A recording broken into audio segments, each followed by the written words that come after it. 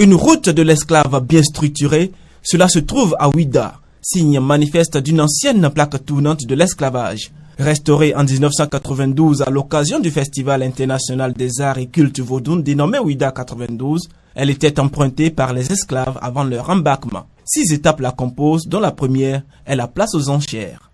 Là, on vendait nos aïeux. Là, le troc se faisait. Et quand je disais le troc, c'est pas de donner de l'argent. Les Européens venaient là. Nous avons connu 5 pays européens. Il y a les Portugais, les Français, les Anglais, les Danois, les Hollandais. Et ces pays-là, ils sont tous installés à Ouida ici. Ils ont leur fort. Et quand les marchandises, nos aïeux, arrivaient au marché, ils venaient sélectionner. Et ils donnaient des objets de peu de valeur en échange. Et si je peux vous donner un exemple là, quand les Européens arrivent à donner un canon au roi, le roi donne 21 femmes ou bien 15 hommes. C'est ce qui se passe au marché des esclaves. Ces esclaves ainsi troqués contre des objets de peu de valeur seront ensuite conduits vers l'arbre de l'oubli. C'est un arbre mystique qui a été planté par les rois autochtones du Dahomey, surtout le roi Agadia en 1727. Et arrivé là, tous les esclaves faisaient le tour de l'arbre.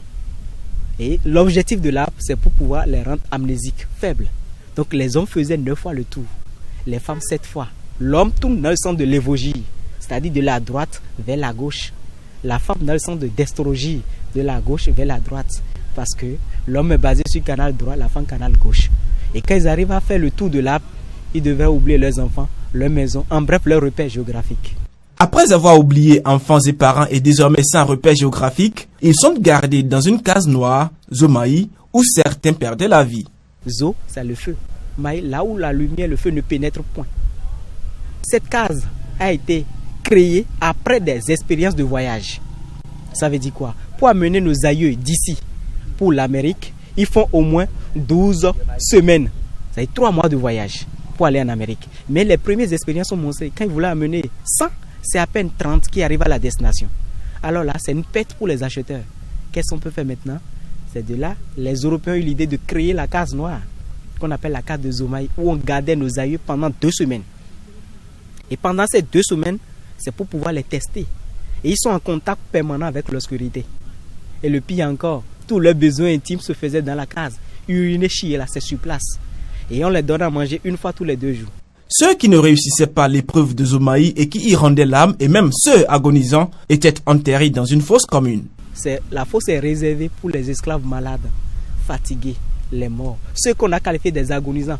Et si par exemple on laisse un malade rentrer chez lui, et par chance, il a eu la chance de se guérir, alors il peut toutefois dévoiler le secret. Et dans cet objectif, on les enterre vivants, dans la fosse commune. Les plus résistants et physiquement aptes à faire le voyage transatlantique sont soumis à un dernier rite. Ceux qui sont résistants, avant de venir à la porte de non-retour, on les obligeait maintenant à faire le tour de l'arbre 3 fois chacun. Dans le sens de faire retourner de leur âme, de leur souffle. On appelle ça l'arbre de retour. Retour mystique et non retour physique. Et quand ils faisaient le tour, dans le monde spirituel, ils sont attachés à leur terre. Parce que chez nous, en Afrique, particulièrement au Dahomey, la mort c'est une vie passagère. Il faut immortaliser l'âme. Donc on demandait à ces esclaves de faire le tour dans l'objectif qu'après leur mort, leur âme devrait venir. Étape finale de la route de l'esclave, la porte du non-retour. Tout au long de la côte servait pour l'embarquement. Tous les bateaux restaient au large de la plage. Et on devait mettre nos aïeux dans des petites chaloupes vers le grand navire. Ce qui crée la mort de plusieurs esclaves du Dahomey. Ça veut dire quoi? Imaginez nos aïeux qui venaient de Savalo, un peu du centre du Bénin vers Abomey, qui n'ont jamais vu l'océan. En venant sur cette plage de Djegbadi, ils voyaient l'eau et le ciel à l'horizon comme ça. Ils se demandaient où allons-nous. Beaucoup d'entre eux préféraient mourir sur la terre que de mourir dans l'eau. Il y a des gens qui tombaient par terre, enchaînés, ils mangeaient le sable pour mourir. Le pire encore, ils ne sont pas habitués aux pirogues. Quand les pirogues s'agitent, si quelqu'un fait le mouvement de se jeter à l'eau, il entraîne les autres. Donc ça arrivait que les petites pirogues se vidaient même à mi-chemin. Donc regardez bien comment ils sont enchaînés. C'est le départ de nos aïeux comme ça, vers le dernier sort qu'on appelait la porte, le destin, la porte du non-retour. Donc ce côté que vous voyez de la porte pour nous aïeux tourner droit à la ville, c'est ça qu'on appelle la porte de non-retour physique. La porte de retour physique.